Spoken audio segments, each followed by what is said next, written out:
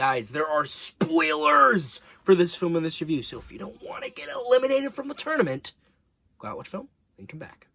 You have been warned. Hey guys, welcome back to another week of Ticket Tuesday. I'm your host, Timothee. So yeah, this is going to be a great time. Hey guys, and welcome back to another episode of Ticket Tuesday. I'm your host, Timothee, and this week we watched Marty Supreme, right at the tail end of 2025. And this film was directed and co-written by Josh Safdie and starring Timothee Chalamet as, titular Marty Supreme. And this is like a thriller drama. And it was amazing. Right, I thought this film was amazing, incredible. It was very tense and very, I guess nail biter kind of in certain parts, especially being a Safdie movie. That's kind of their speciality, and I just really enjoyed it. It was a very enjoyable movie. However, before I go on a whole tangent, why I really like this one, I'll tell you why and more. Back to house. Come on, he's right here! Have you ever thought about what you're doing to me? Give us our money! When they do, I'll be right behind you. Everybody wants to know. And it's only a matter of time before I'm staring at you from the cover of a Wheaties box. You think it's that simple? Yeah, I do.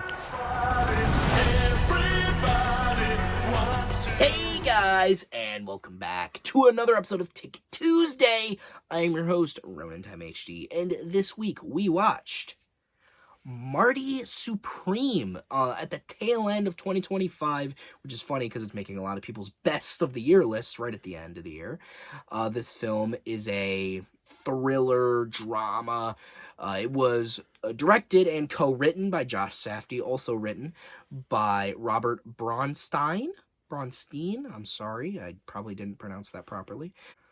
Starring Timothee Chalamet in what many people are saying is his best performance to date, which is funny that, the Safdie's just or I guess one Safdie at least. If you're in a Safdie movie, they're going to get the best performance out of you, which I guess is a testament to their directing abilities.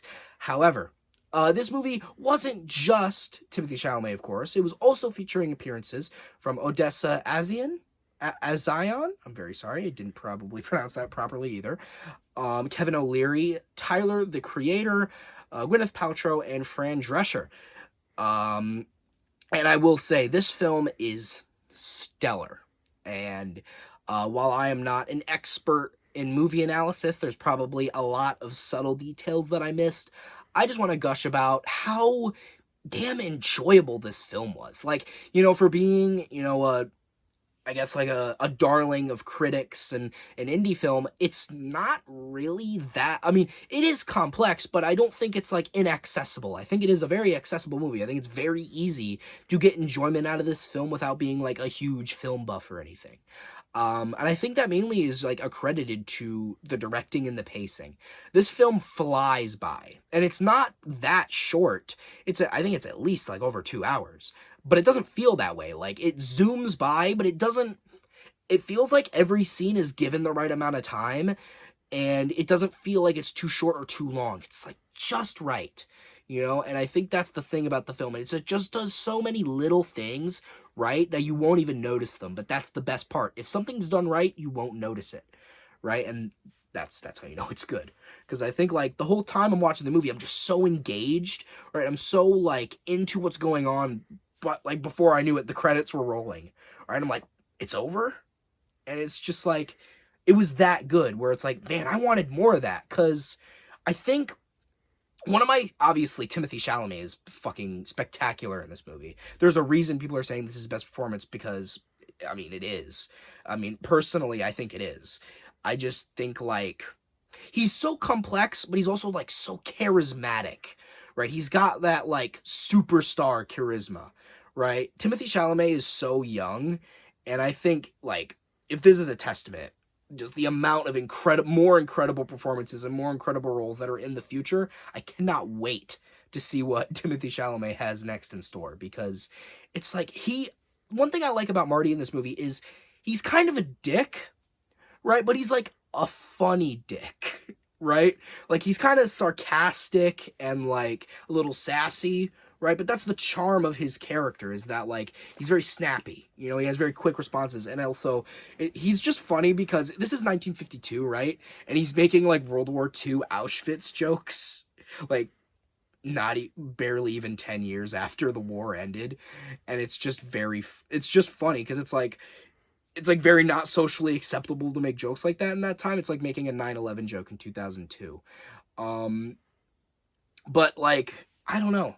He's just a very entertaining character, and Timothée Chalamet's performance is obviously like the star of the show here. But not to detract from the other great performances in this movie, like Odessa.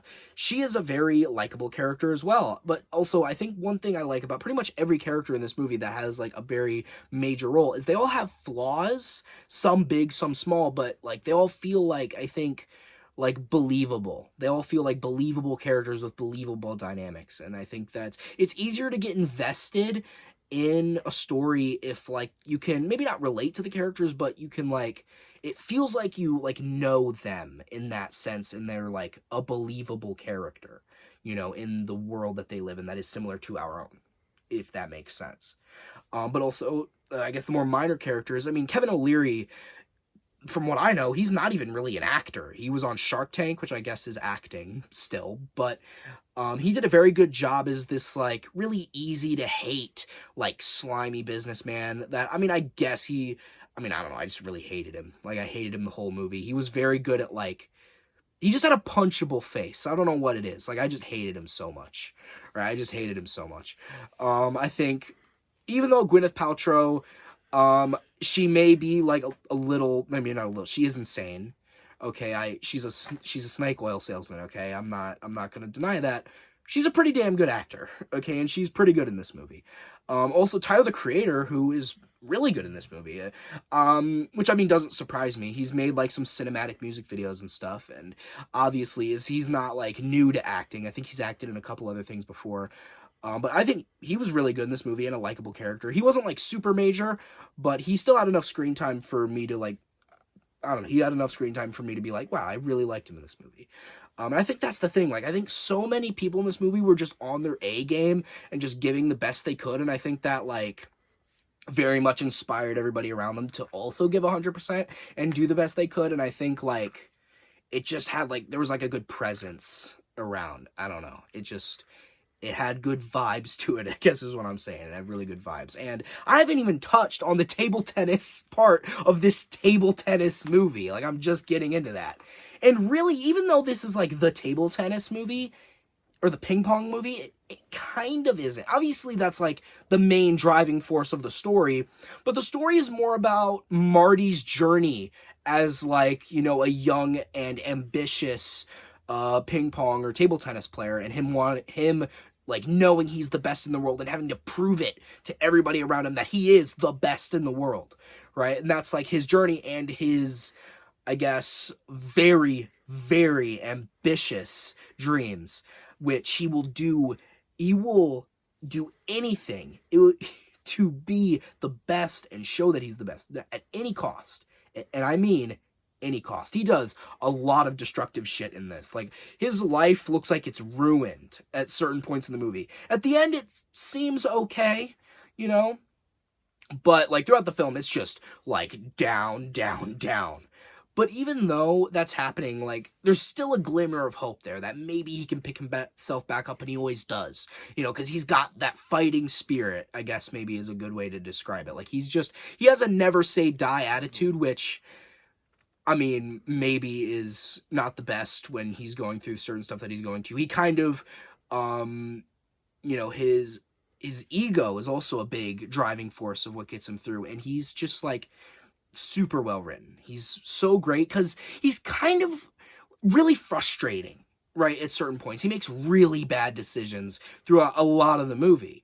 And he makes decisions that you probably won't agree with in the film.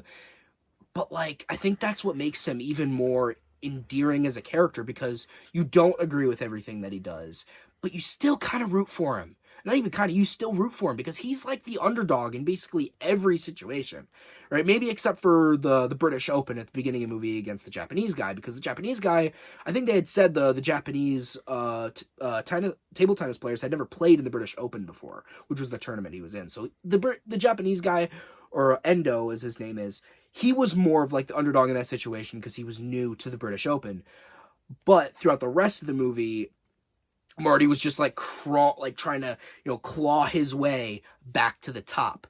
And he fails and fails and fails and fails, but eventually he gets his rematch with Endo. Granted, he, embarrassed himself and basically made a literal ass of himself, to get to that position. And essentially, it was just basically like a humiliation ritual, right? He was supposed to lose. It was like a fixed game because it was in Japan. It was on Endo's home turf. And he was supposed to lose. It was just an exhibition, like promotion thing for this dude's like pen company, right? For Kevin O'Leary's company.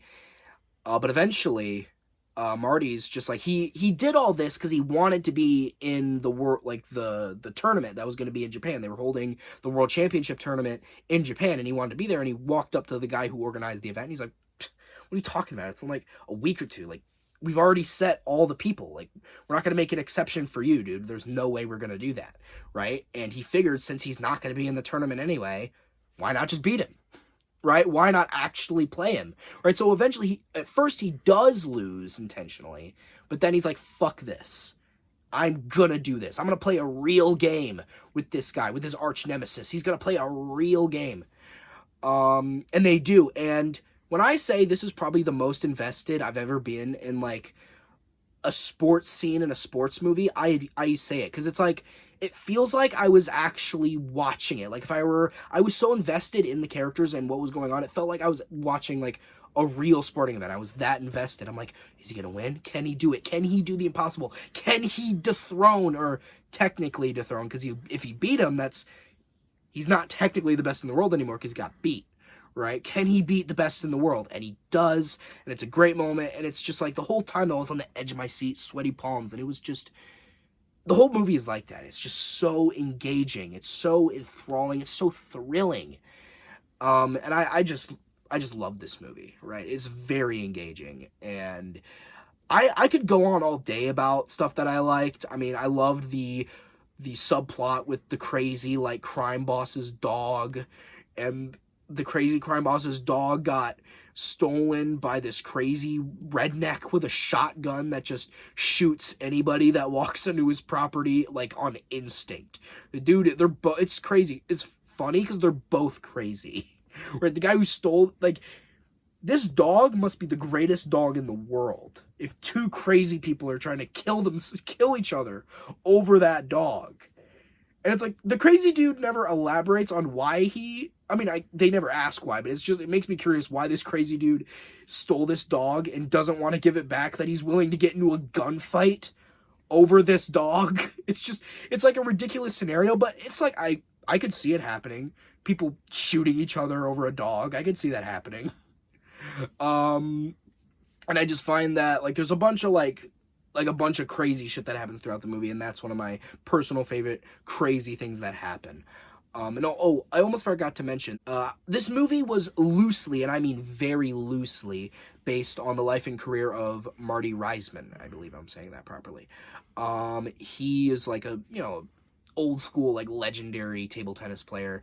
And obviously, when I say loosely, I mean it. Like, obviously, when you look at this guy's life, it's very different. I think it's, like, there are things similar, but it's pretty different. It's not like a biopic or anything. Either way, I'm just ranting here, but I just really enjoy this film, and I think you could get enjoyment out of this film, too. Now, this film is rated R, right? So it's not exactly a family film, right? There's some, like, there's some of the, naughty scenes in there, so there's a little taboo, not really, but, I'm just saying, if you can't handle that stuff, just a warning, okay? Just a warning. But either way, that rating is there for a reason. I would recommend this film, pretty much under every circumstance. It's just amazing, and I think it's the hot new movie, and I think obviously it's for a reason. It's just really damn good. Highly recommend. If you're a film fan, casual film, if you're a fan of table tennis, even though it's not the main focus, it is the driving force of the story, and is even when the table tennis is there, it is very engaging. So that too. Or if you're just into sports movies, I think this is a very good sports movie. Even though it's not completely a sports movie, it's still about sports. Either way, with that being said, I'm ranting here. I knew I said I would stop ranting, but I'm still ranting. With that being said, what would I rate this film? I don't think this is hyperbole here. I think I would rate this film a 9 out of 10. And, yeah, I think I've said my say. I think I've said my piece. So, guys, I hope you liked this video. Share with friends, subscribe, turn those notifications on. Comment on what you liked it, but you guys know how it goes. I didn't really mean to say that. What I really meant to say was if you guys hated this video, unsubscribe, dislike, attempt to hate me in the comments. And I've been Marty HD, off to win the World Championship.